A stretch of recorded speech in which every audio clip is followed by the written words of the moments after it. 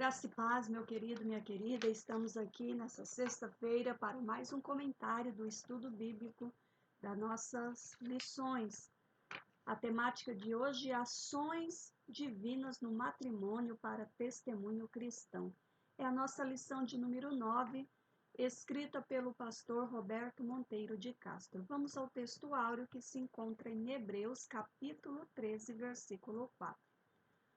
O casamento deve ser honrado por todos. O leito conjugal conservado puro, pois Deus julgará os imorais e os adúlteros. Hebreus 13, 4.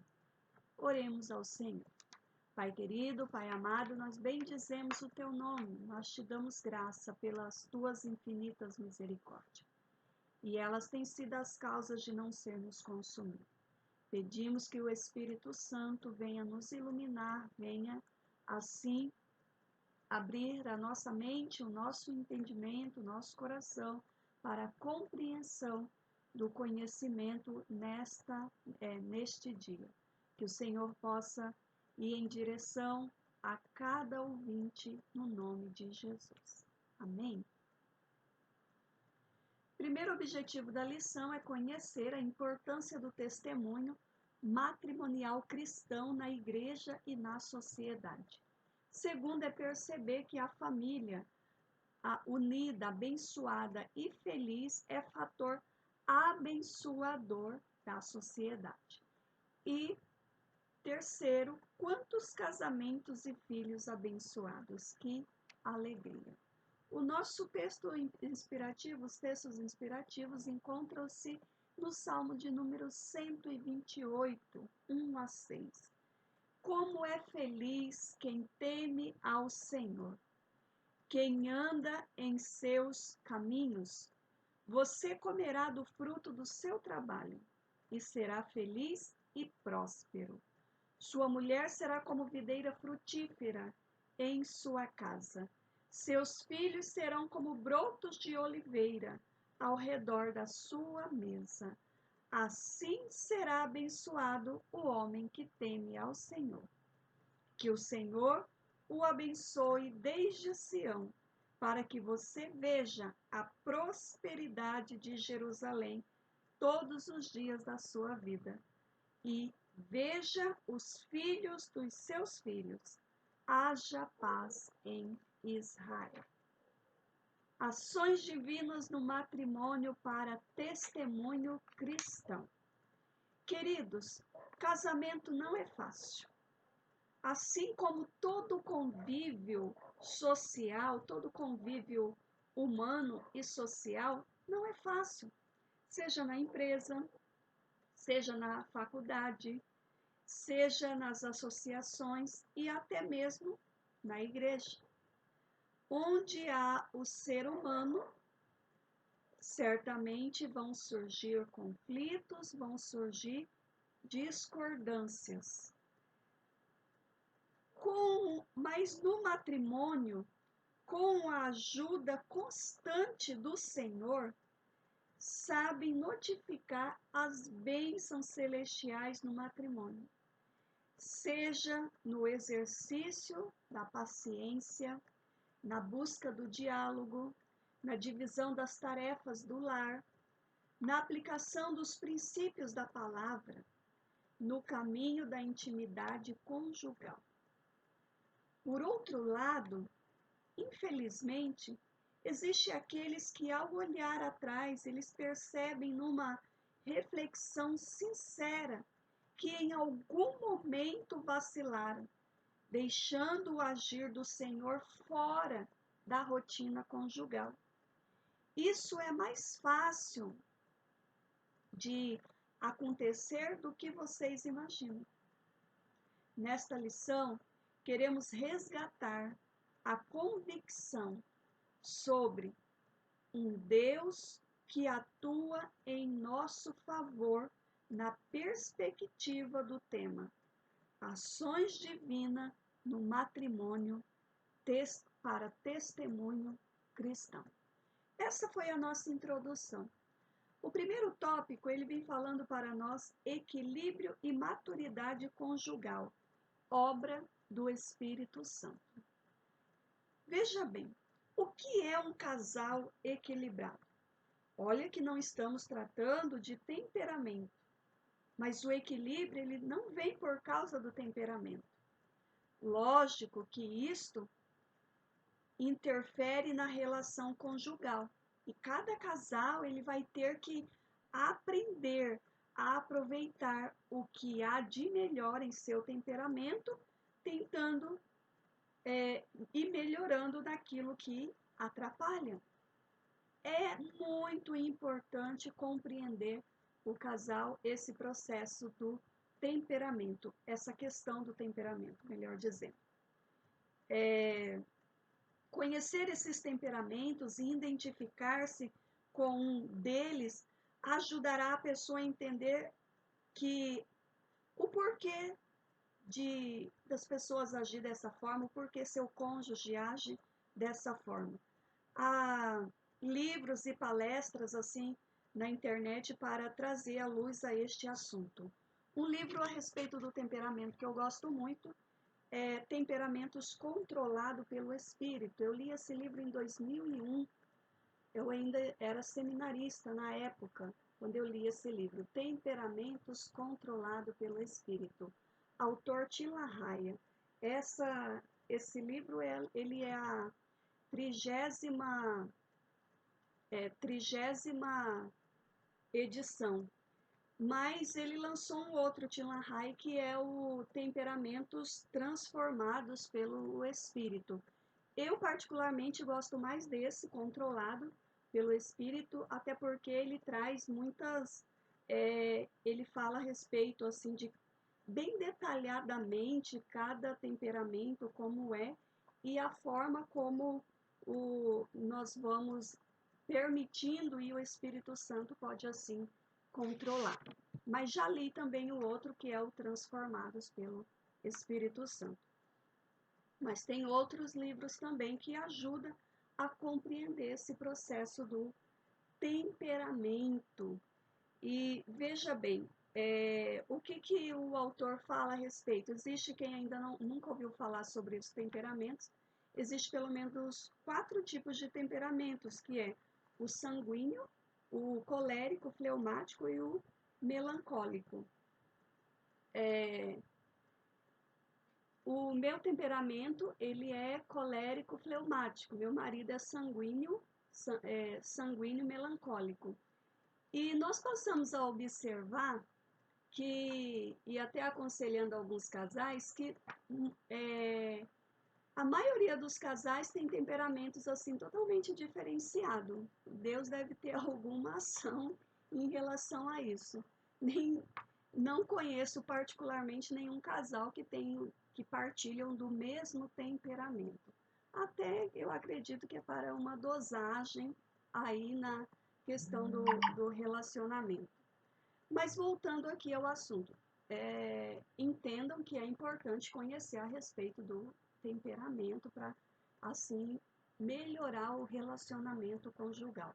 A partir do momento que você conhece a respeito do temperamento do seu cônjuge, você passa a compreender melhor. E a partir do momento que você conhece o seu temperamento, você passa a se tornar e pede para que o Espírito Santo ele transforma o seu temperamento, você vai compreender melhor as pessoas, compreender melhor a si mesmo. É importante convidar o Espírito Santo para essa transformação. Sem ele, não há essa possibilidade. Nenhum conhecimento humano, ele dá conta de, assim, simplesmente transformar a pessoa de dentro para fora. Particularmente, eu entendo que somente o Altíssimo tem o poder disso. O fruto do Espírito Santo é domínio próprio. Isso significa que o cristão que procura estar em comunhão com Deus, ele vai ter socorro celestial. Na prática, o Espírito Santo, quando nós permitimos, ele vai transformar nosso ser carnal, ou seja, essa carne, conforme lá Gálatas 5, 19 a 21, em um ser espiritual. e nos frutos do Espírito. E vamos começar a desfrutar dos frutos do Espírito. Gálatas 5, 22 a 23. Por que ocorrem tantas brigas e conflitos entre pessoas e seus familiares, seus parentes? De alguma maneira, não estamos permitindo que o Espírito Santo atue e promova perdão e paz.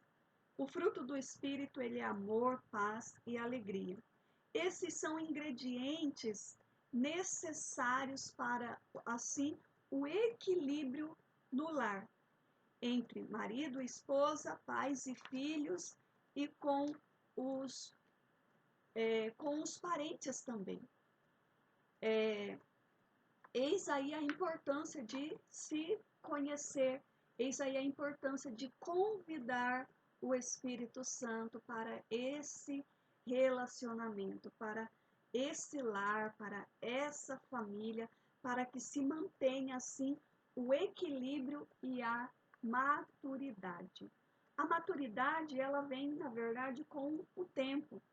Não dá não dá para exigir maturidade assim de um jovem casal no seu primeiro ano de casamento.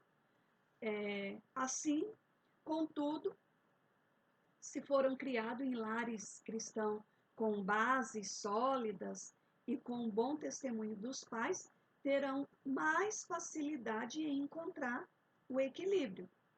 Por outro lado, há casais que estão juntos há anos e não conduzem testemunho algum.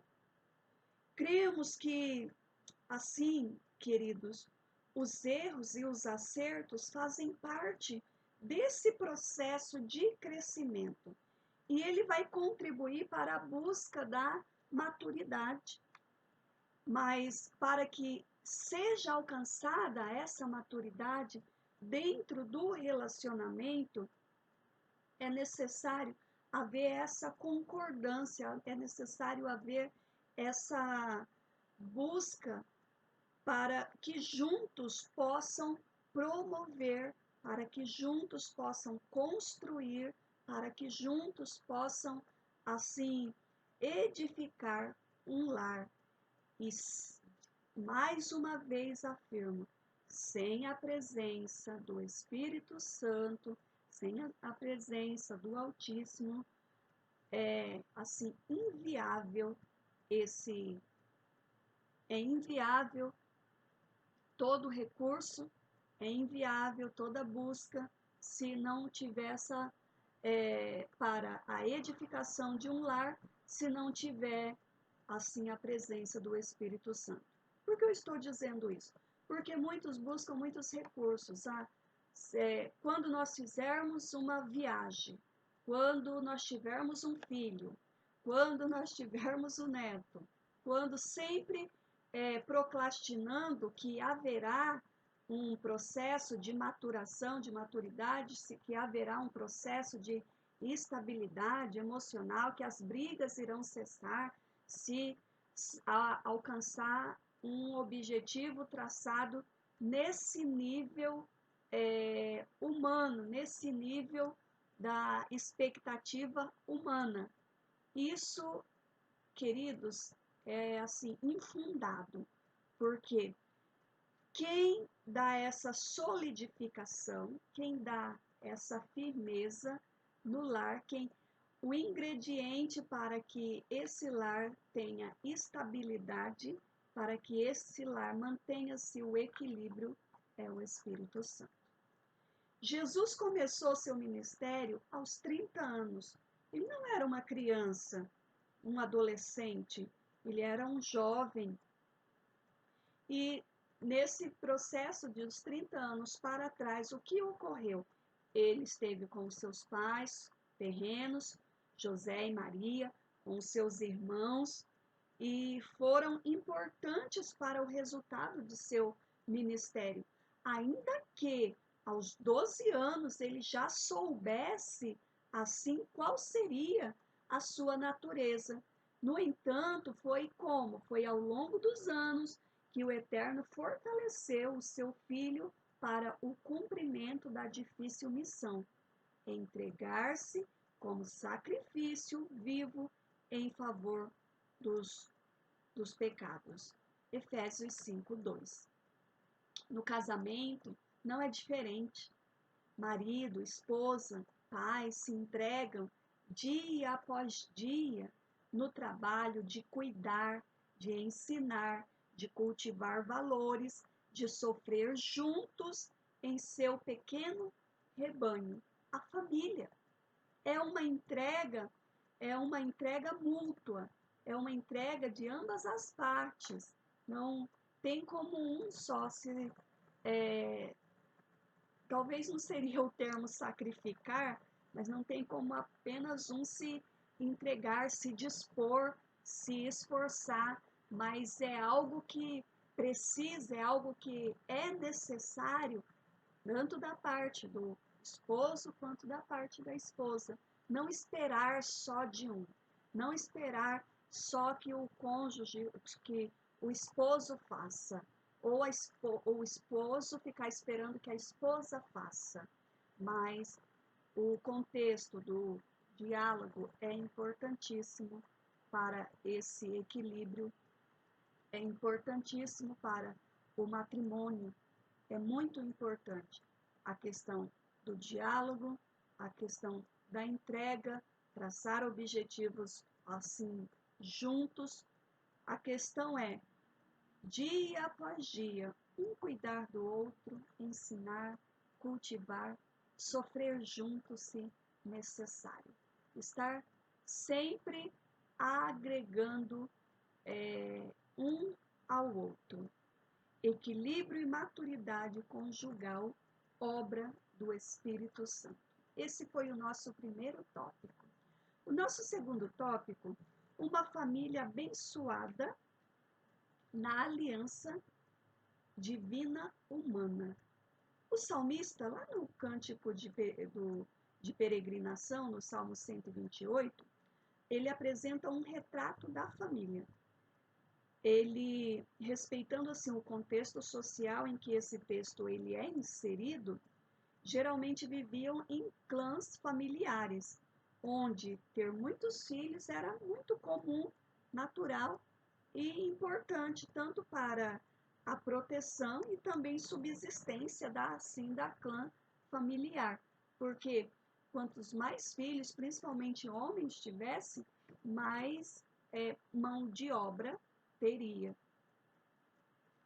para o crescimento, para a plantação, porque a maioria eram agricultores, então, assim, para a plantação, seja para o cultivo, seja também no cuidado com os animais. Então, quanto mais filhos tivessem, era, assim, maior a possibilidade da manutenção da clã, da subsistência da clã e proteção, principalmente se tivesse mais filhos homens. Era aqueles que iriam proteger ali a família. Começando com o temor ao Senhor, feliz o homem que teme ao Senhor. Há inúmeras citações bíblicas sobre as vantagens de se temer ao Senhor. Isso vale para o marido, esposa e filhos. Veja só o texto lá em Provérbios, capítulo 14, 26, que diz assim: aquele que teme ao Senhor possui uma fortaleza segura, refúgio para os seus filhos. Depois o salmista fala de felicidade e prosperidade como um resultado de esforço de seu trabalho. Será feliz e próspero, lá no versículo 2 do Salmo 128. Nesse caso aqui, o tempo em que vivemos não impedirá que esta verdade de Deus se cumpra, pois Deus, ele é abençoador. Veja o que nos escreve o autor aos Hebreus: sem fé é impossível agradar a Deus, pois quem pois quem dele se aproxima precisa crer que ele existe e que recompensa aqueles que o buscam. Hebreus 11:6. Esse resultado final, queridos, de prosperidade é uma parceria do trabalho homem, do trabalho homem. Quando ainda estava com vocês, nós lhes ordenamos isto: se alguém não quiser trabalhar, também não coma. 2 Tessalonicenses 3:10. Só para entender que isso é o resultado do trabalho do homem e o cuidado de Deus, certo?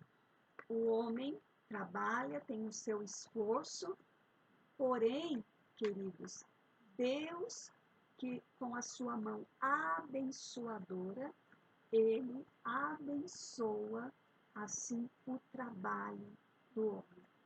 O proprietário da bênção é o Senhor. O que diz o Salmo 127:1? Se não for o Senhor o construtor da casa, será inútil trabalhar na construção. Se não é o Senhor que vigia a cidade, será inútil a sentinela montar guarda. Uma parceria entre Deus e a família, certo? Mas isso aqui fica bem claro, queridos, essa parceria entre Deus e a família. Nós trabalhamos e Deus vem e nos abençoa. Mas se nós usarmos somente dos nossos esforços, sem a presença de Deus, será inútil. Não há essa possibilidade. Nós precisamos da parceria de Deus para que a nossa família seja abençoada. Nós precisamos da parceria de Deus para que a nossa família, para manter essa aliança com o Eterno, precisamos dessa parceria com Deus para que nós possamos ser prósperos, para que a nossa casa seja próspera, seja abençoada, seja edificada, pois será em vão tentar construir um lar, edificar um lar, sem a presença do Altíssimo. Por fim, o salmista ele descreve a mulher, a esposa e seus filhos. Naquela época, isso tinha tudo a ver com a relação, a bênção de as mulheres casadas gerarem filhos. Ser estéril era difícil e um fator de muito constrangimento naquela época. Ser esposa e ser mãe significava que a bênção de Deus estava com aquela mulher, que Deus havia abençoado aquela mulher, que e sabemos que Deus reservou para as mulheres essa questão de poder ter um ser crescendo dentro do ventre, ter o privilégio de amamentar, amar, cuidar seus filhos. Eu sou mãe de 2 filhos e, assim, é um privilégio ser mãe. Será que estamos tratando de algo errado? Porque nesse contexto da maternidade, nós já tratamos isso em umas lições anteriores, a modernidade, será que a modernidade mudou em relação às bênçãos que Deus projetou para as mulheres, para a família? É algo para se pensar, porque no contexto que nós estamos vivendo, eu sei que isso já foi tratado em lição passada, mas muitas mulheres têm procrastinado muito a questão da maternidade, mulheres casadas, procrastinado muito essa questão da maternidade porque estão em busca da carreira profissional, da realização pessoal, do seu encontro, o que não é errado. Jamais. Não vejo nenhum problema em relação a isso. Mas a questão é, as bênçãos de Deus, que Deus projetou para a mulher e a família, a modernidade mudou isso? Algo para se pensar. O nosso terceiro ponto, semeadura divina na família, filhos servindo ao Senhor. Deu certo. Não existe maior testemunho cristão na sociedade do que uma família cujos filhos são salvos e tementes a Deus, que estão ali envolvidos com a vida da igreja e contando com bons testemunhos dos de fora. Quando isso não é o padrão de nossa família, alguma coisa deu errado. A verdade é essa. Tudo passa por uma semeadura, que podemos assim destacar. Primeiro, filhos que crescem num ambiente equilibrado e sincero, onde há sinceridade ali no lar, um ambiente saudável, um ambiente onde as conversas são dirigidas, o diálogo, onde o filho tem, os pais falam, mas também dá o direito do filho expor o seu ponto de vista e sempre aconselhando qual é a melhor medida. Filhos que veem os seus pais como homens e mulheres de Deus. Você que é pai, você que é mãe, os seus filhos precisam enxergar em você um homem de Deus, uma mulher de Deus. Filhos que crescem convivendo dominicalmente com a igreja, com a escola bíblica ou com o culto, queridos.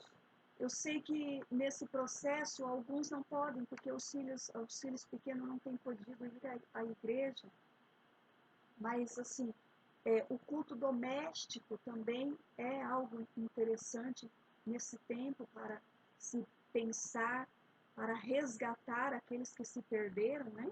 Resgatar a questão do culto doméstico.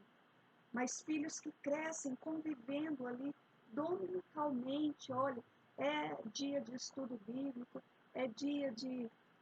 O domingo é do Senhor. Isso é uma semeadura. Não podemos esperar que os filhos cresçam para semear. Não podemos esperar. É uma semeadura desde muito cedo. Filhos que sentaram com seus pais para brincar e ouvir as histórias bíblicas, que aprenderam a orar junto de seus pais. Não podemos jamais deixar isso de lado. Eu sempre, ao deitar, eu leio uma história para os meus filhos, eu oro com eles. Meu pequeno, que é o Joás, o menorzinho, tem muito gás e sempre ele quer outra história, na verdade enrolando às vezes para não dormir, mas eu tenho esse hábito de sempre orar com eles antes de dormir, colocar as mãos, ensinar eles a orar, a fazer a oração deles.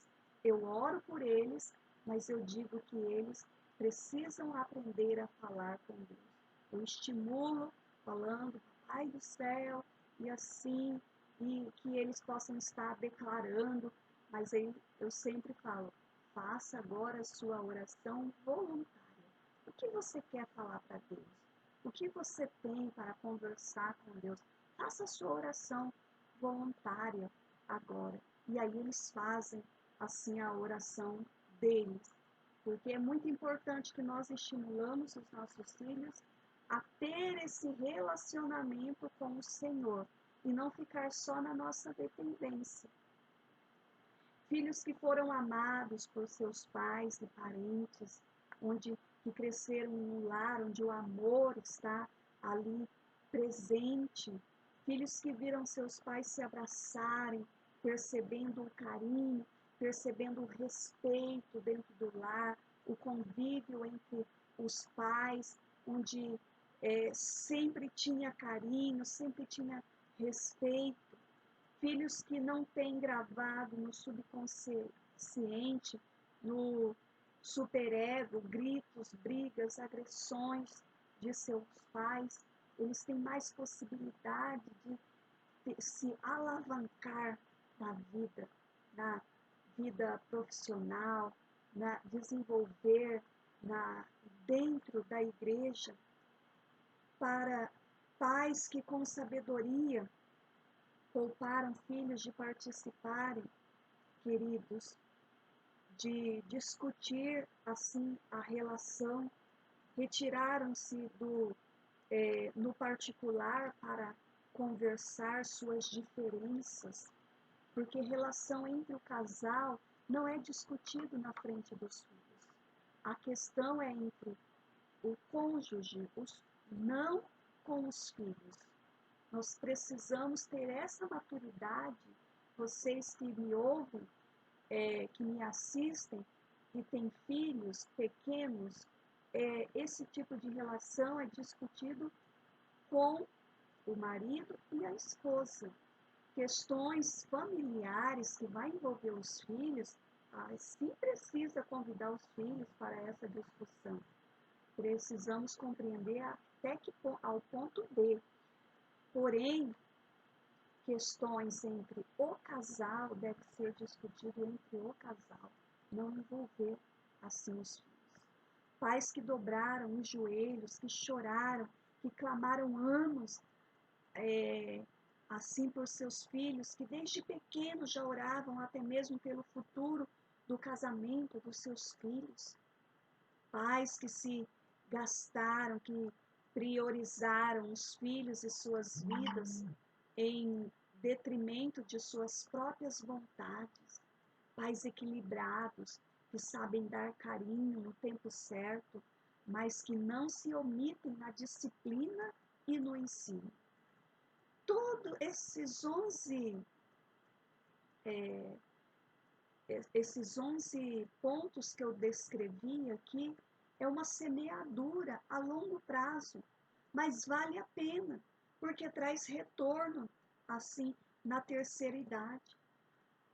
A paz, a alegria, a estabilidade emocional, espiritual da família, valores mais importantes do que os bens materiais. Que assim seja.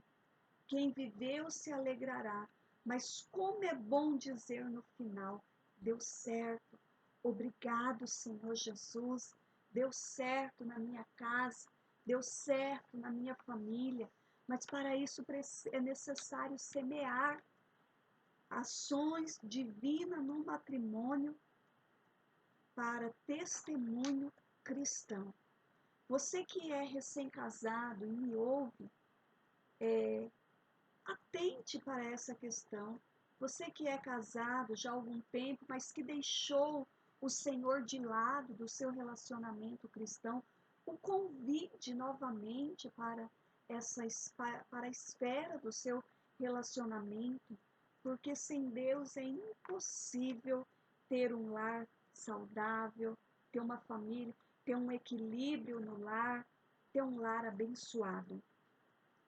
No contexto, já estamos partindo para a conclusão, o texto áureo nos lembra uma importante recomendação. O matrimônio ele deve ser honrado por todos. Honrado por todos. Quando marido e esposa decidem andar juntos nesse projeto de vida, deve haver o desejo e o princípio de honra, de amor e fidelidade. Que Deus ele nos ajude nessa importante missão, pois com certeza sabemos que as igrejas que possuem famílias fortes e equilibradas testemunham da fé e do amor prático. São um farol que alcança vidas e glorifica ao nome de nosso Senhor Jesus Cristo. Aleluia! Esse foi o nosso comentário do estudo bíblico, queridos, dessa semana, e que possamos, você casal, você que é casado, você filho, que tenha expectativa, mas eu ainda não sou casado, estou ouvindo que você já comece a orar pelo seu matrimônio, já convidar o Altíssimo a fazer parte, convidar o Espírito Santo para incendiar assim o seu coração, para que você possa se manter firme no seu relacionamento conjugal, porque são tantas assim os manjares apresentados por o inimigo das nossas almas para destruir os nossos lares, as nossas famílias, mas para que possamos manter-se firmes, queridos, para que possamos ter um lar edificado, um lar abençoado, é necessário que o Espírito Santo esteja conosco. É necessário que ele faça parte das nossas vidas. É necessário convidá-lo para assim estar em nosso lar. Nós queremos orar neste momento, pedir que a bênção do Senhor seja sobre a sua vida, a sua casa, sobre o seu relacionamento, em o nome de Jesus. Amém? Oremos assim ao Deus Todo-Poderoso neste momento. Pai, neste momento nós te damos graça por esta lição, bendizemos o teu nome. Tu que és digno, Pai, de honra, de glória e de louvor. Que o Senhor possa abençoar cada lar, cada família. Essa lição veio tocar, ó Deus, nas nossas vidas profundamente, na questão do nosso temperamento, na questão do nosso conviver com os nossos familiares, ó Deus, com o nosso cônjuge. Nós pedimos que o Senhor nos auxilie nessas questões, auxilie cada mãe, cada pai de família, auxilie cada filho, ó Pai. Ministra sobre o coração, ó Deus, deste pai de família que assistiu esse vídeo, ó Deus, que o Senhor possa auxiliá-lo em todas as questões, seja, ó Deus, como pai de família, como chefe da casa, como sacerdote do lar, venha ministrando sobre este homem, ó Deus, sobre esta mãe, como esposa, adjuntora, como aquela, ó Pai, que divide, que está responsável, ó Pai Celestial, pelo processo da multiplicação no lar daquilo que o provedor traz, que possa saber dividir as partes de formas corretas, ó Deus, que o Senhor possa operar na vida deste filho, ó Pai, que esse que me ouve, que ainda é solteiro, que o Senhor possa abençoar, ó Pai, que ele compreenda, que esse jovem, esta jovem, compreenda esse processo, ó Pai, que antes de começar um relacionamento, é necessário convidar o Senhor a fazer parte dele, para que o Senhor faça parte, ó Deus, deste relacionamento conjugal. Senhor, nós abençoamos cada vida, cada pessoa, cada irmão, cada irmã, em o nome de Jesus. Que a graça do Senhor Jesus seja sobre este lar, esta família, auxilie nas questões econômicas, financeiras, nas questões, nos desajustes conjugais, nas questões, ó Deus, emocionais, muitas vezes relacionadas ao próprio temperamento, que o Senhor ajude cada um a conhecer-se a si próprio, ó Pai, para que possa ter um melhor convívio no lar, na família, em nome de Jesus. Assim nós oramos e graças a Deus. Deus abençoe a sua vida. Fique na gloriosa paz do Senhor Jesus e que você seja abençoado, edificado para a glória de Deus.